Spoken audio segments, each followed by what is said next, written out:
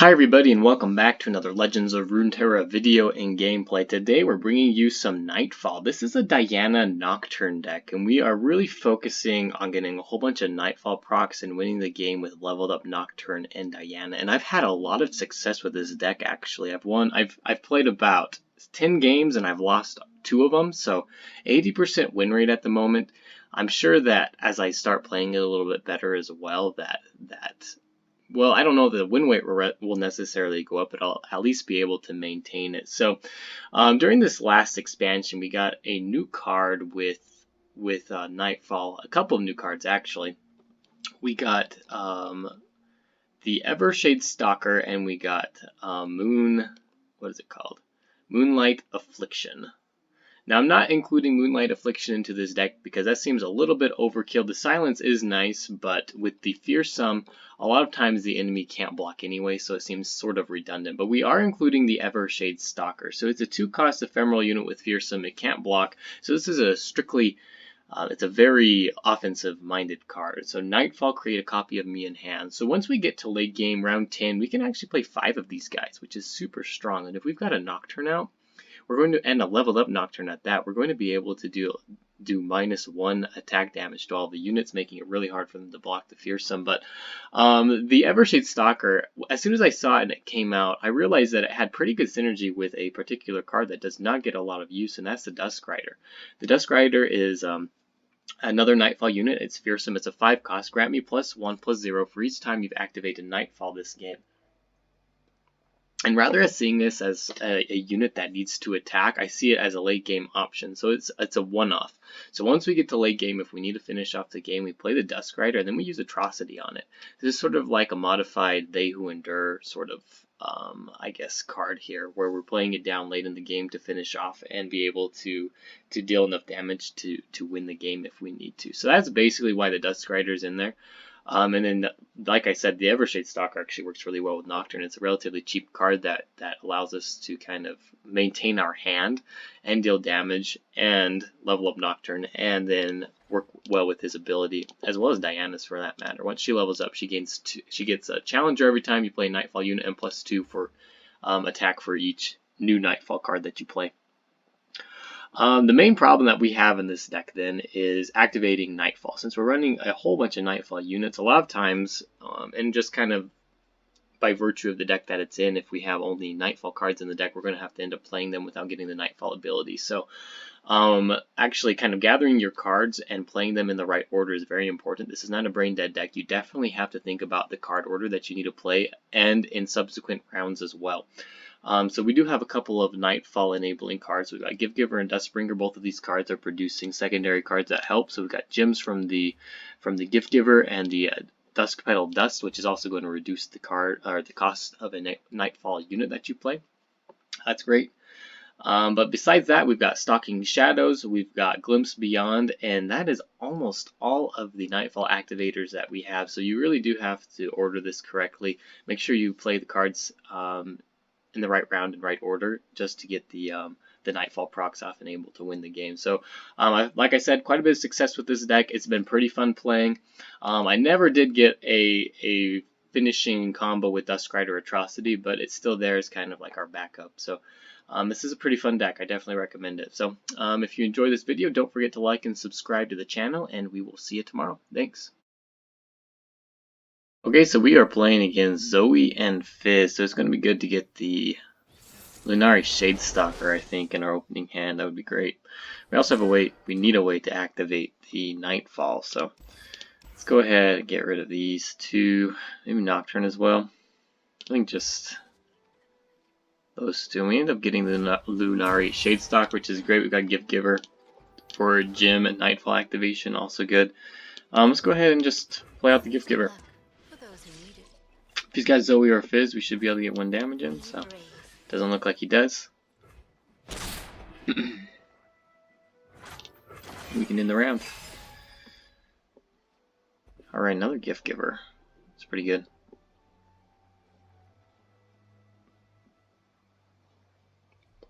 If he doesn't play anything, then I'm more than happy to just switch, you know. That kind of sucks a little bit.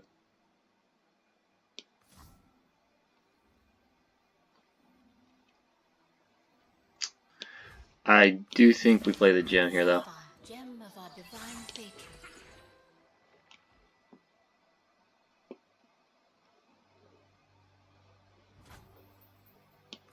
Now we'll put on another gift giver. Just get the other gem.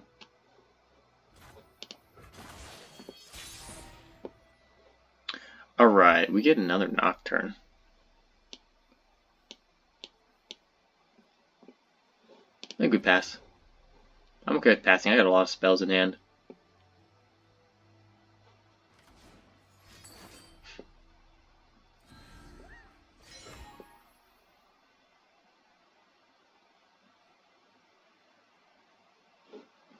Okay. Don't know that I really get that.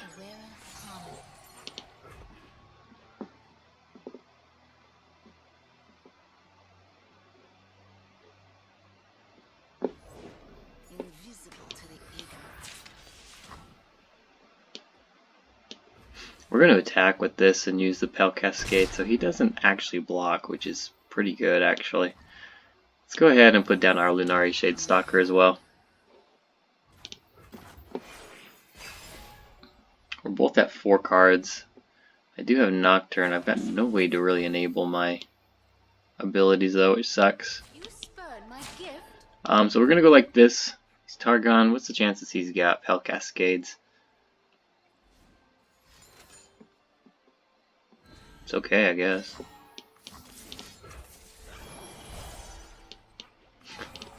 It's an okay chance, I would say.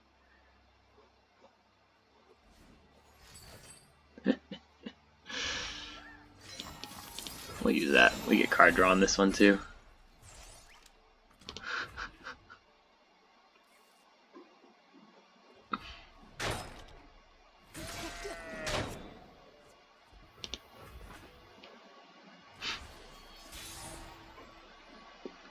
Alright, Unspeakable Horror. So, I don't really like my cards here, to be honest. I think we just pass. I really don't like it. He probably will play the gem. Gems are superb. Bad for the teeth, though. I have quick attack still, don't I? I guess we play Diana. Even though we don't get the challenger, but that's about all we've got. Hard removal is not very likely, and we can play this Unspeakable Horror here as well, so. Let's go ahead and get some value out of this.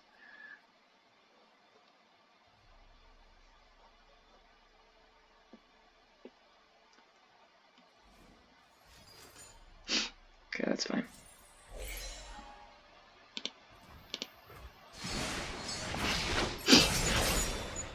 Ooh, Pale Cascade, I like that. We got a free attack here with these two now.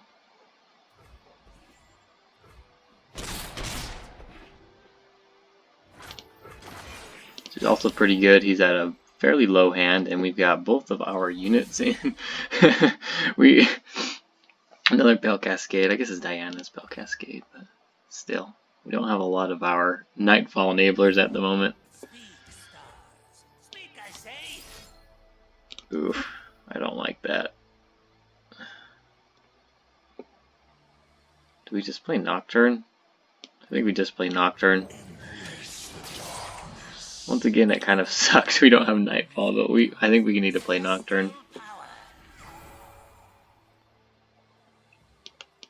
Fear not death. Cloaked in silver, the moon is our queen, the night her kingdom.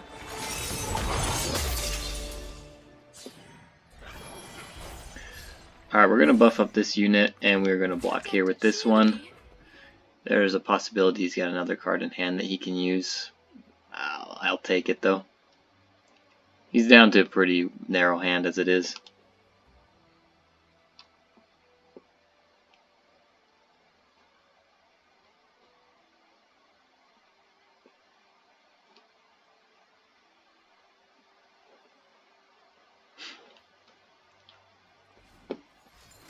Alright, there's Pale Cascade. Like I said, this is fine. I'm not too upset about this.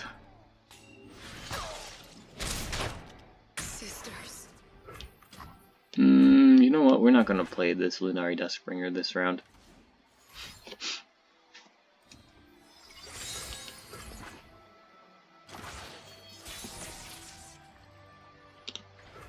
Two of 5. Alright, let's play the Lunari Duskbringer now.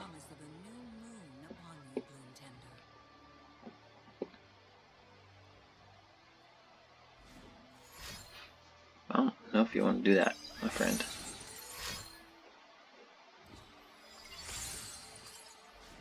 I don't really understand the point of him doing that. Because my Diana is leveled up.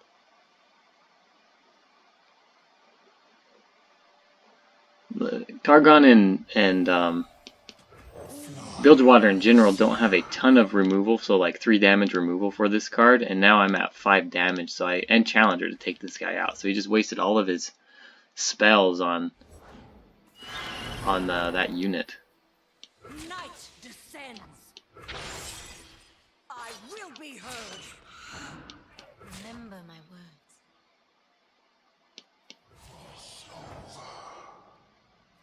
Yeah, so Nocturne levels up. Attack like this. We prevent the Sparkle Fly from blocking here, so he's going to be forced to block with Mentor of the Stones into our Nocturne. More than likely, and he has to or we'll win.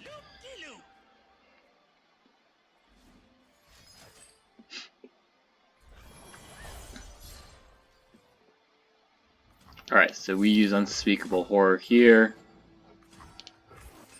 Make sure to kill this Mentor of Stones, and that's going to buff up our Diana as well. There's another Nightfall card.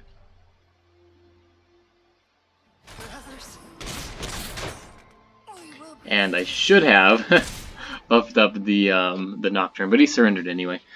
There we go. We got a little bit like awkward there in the middle when we didn't have Nightfall enablers, and at the end there definitely should have gone for the win, especially since he only had 2 cards left. It's just silly not to do that. And I would have drawn another card, so there's a potential to deal even more damage. So I could have used the direct damage on the Nexus too, for that matter. So anyway, that's it. I'm pretty excited about this deck. We'll see where it goes.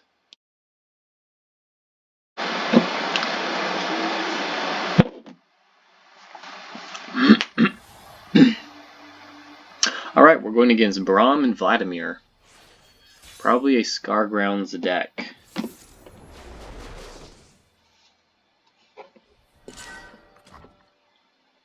Lunari Duskbringer's good. You know, I kind of like this opening hand. We don't have Diana, but I like the curve that I have. I like Pale Cascade. It's pretty nice. I'm not going to play anything here. I'd rather use Lunari Duskbringer twice as a Nightfall activator, especially since I've got this Lunari Stalker. So let's go ahead and put down the Duskbringer. I can block pretty efficiently into this guy. If he has a Elixir of Iron, then I can Pale Cascade as well. So, alright, it's fine.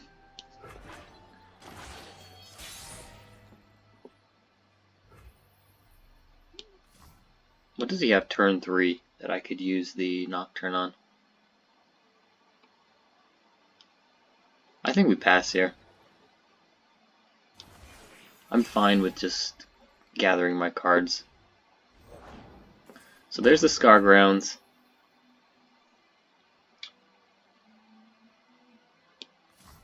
I'm going to use Stalking Shadows. Do we want Doom Beast or do we want... I think we want Gift Giver actually. 1, 2, 3, 4, 5, 6, 7, 8, 9.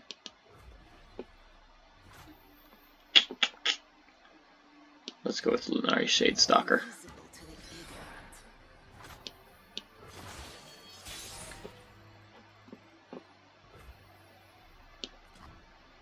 Alright, we're going to play the Gift Giver, non-ephemeral.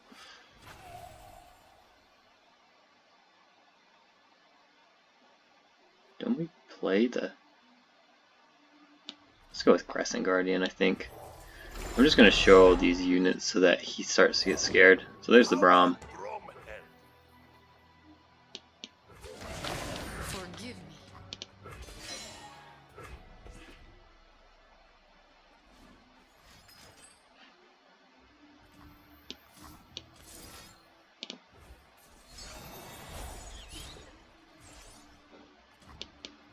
Perfect.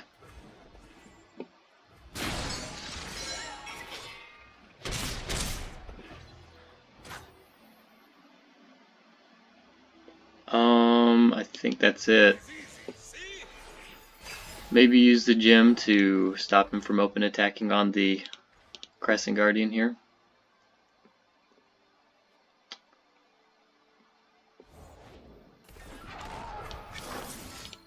Perfect.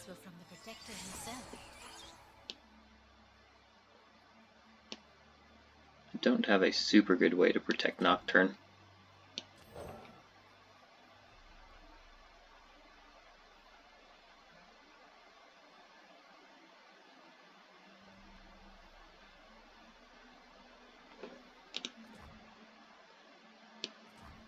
I actually think we played Doom Beast first.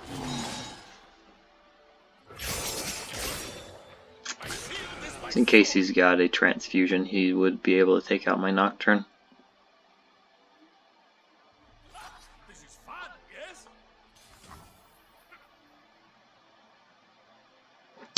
I really don't think I care about the damage here.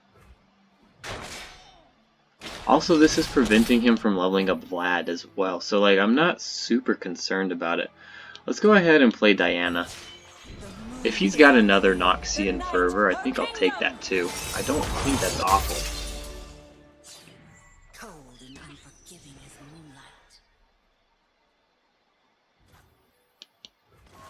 moonlight. Alright, oh, we got a backup Diana too, that's really good. Okay, we're going to use Dusk Petal Dust. And now we're going to go... Who do we want to pull?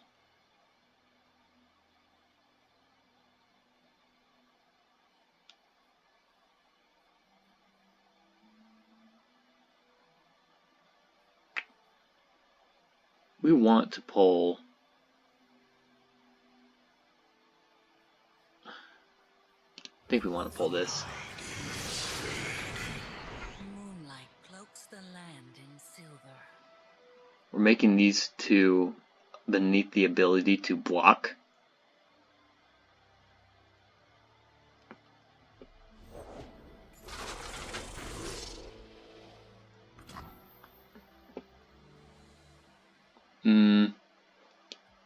That's fine. Does he level up? He doesn't quite level up. But this is fine because we've got a second Diana. Embrace the night. Alright. So we are going like this, like this, like this. No more lies.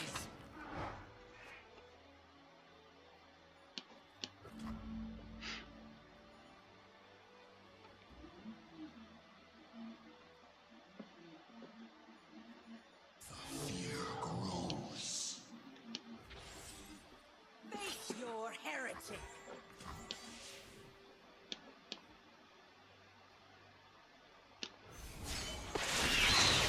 We're pulling the Braum. He's got the most help. And this guy's got Overwhelm.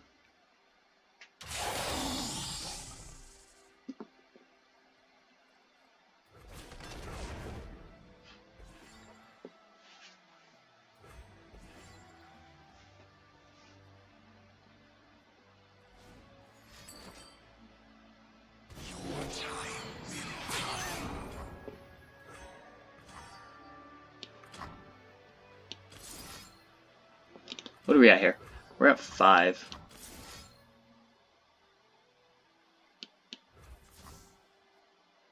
Make sure this isn't Nocturnes. He's dead, he's dead. He's dead. Do we just go for face damage here?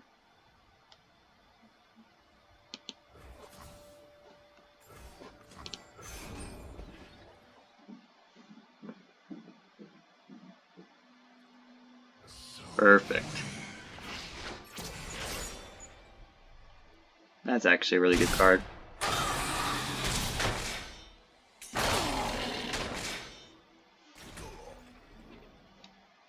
And Vlad, I think, is still, well, Vlad, I guess, just barely leveled up, but opponent surrenders. There we go. Got it. Okay. Not too bad. Yeah, we just go for face damage there with Unspeakable Horror because all the cards are going to die anyway. There's no point in not doing that. Just extra Nexus damage. Might as well. I'm going to power up the Diana and kill the Braum, which was super important. And then his hand was super narrow as well. I took out basically his... Well, his generator wasn't doing anything for him at that point, the Scargrounds, because all of his units were dead as well. So he had not a very good chance of winning that game.